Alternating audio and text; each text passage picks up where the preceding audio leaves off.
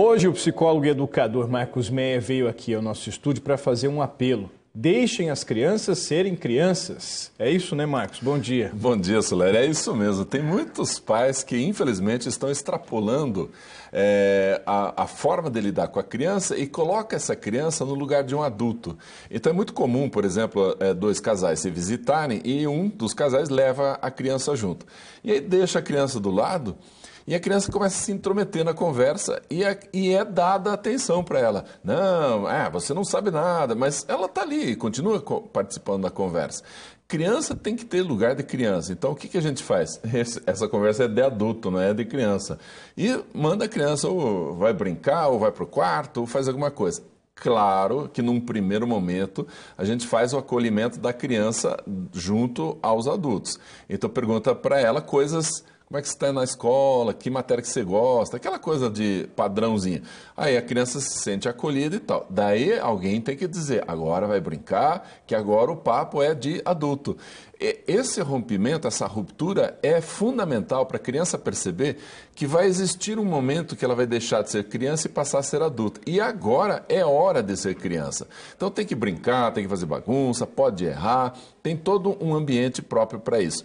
Se a gente lida muito com a criança como se fosse adulta, ela é quase como se ela estivesse pulando a fase da infância e aí depois sofre porque a maturidade começa a demorar para chegar. O que acontece quando a gente encurta essa infância, vamos dizer assim? A criança pode ficar, por exemplo, mais irritada? Quando a gente encurta é porque a gente começa a exigir demais. Muita exigência, muita regra, muita norma, muito assim, dá autonomia para a criança numa hora que ela não tem ainda. Por exemplo, quando a autonomia é a união de duas coisas, responsabilidade e liberdade. Tem que ter as duas coisas. Será que teu filho já tem liberdade, por exemplo, para dirigir? Não pode, a lei não permite. Então não tem autonomia para isso, tá claro. Agora tem muitas coisas que a gente pode dar liberdade para o filho. Ele já tem 18 anos, ele já tirou a carteira, então eu posso dar liberdade para ele, ele tem essa liberdade. Mas ele já mostra em todos os seus comportamentos que ele está muito irresponsável. Então ele não presta atenção em nada, e no trânsito pode fazer uma besteira, então não vai dirigir, pronto, não vou te dar essa autonomia. Por quê? Porque ela chegou na hora errada, você tem liberdade, a lei te permite, você fez a carteira, mas você ainda não tem responsabilidade. Quando você tiver, eu permito que você dirija o meu carro. Agora, se você quiser comprar o seu, vai trabalhar. Marcos, felizmente a gente não tem censura, né? A televisão, por exemplo, ela respeita certos horários, né? Nem sempre isso acontece, mas em geral respeitam-se horários em relação a programas mais apropriados para crianças e adolescentes, enfim. Na internet, isso é livre, né? Independente, você tem acesso a conteúdo de todas as naturezas ali o tempo todo. Como saber o que a criança pode ver, o que a criança não pode ver? A gente precisa acompanhar mais as crianças e os adolescentes, inclusive na internet. Fica do lado, vamos lá, filho, o que você tem olhado, o que você tem visto e tal. E dizer, isso aqui não pode, esse tipo de site você não deve entrar e não deve mesmo, eu vou ficar de olho, eu vou dar uma passada aqui.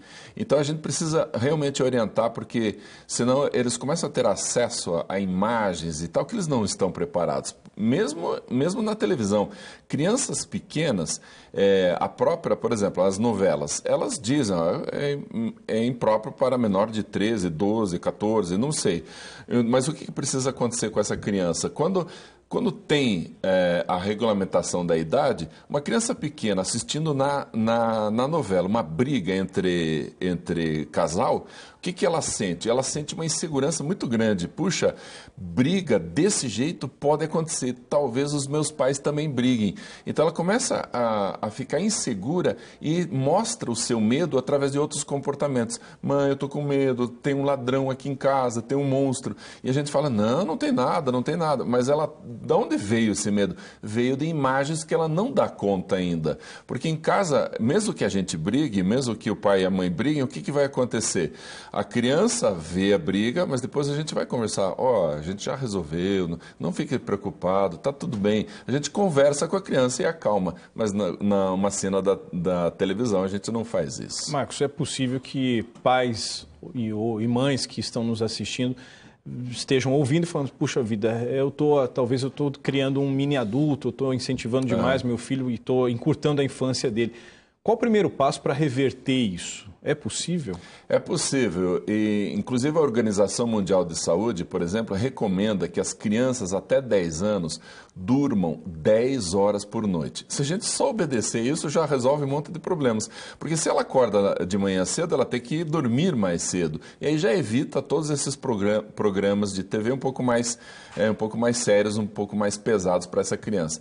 Então, o que a gente deve fazer? Vai fazendo aos poucos, não precisa ser super radical de um momento só, já que já está acostumado com horários indevidos e tal.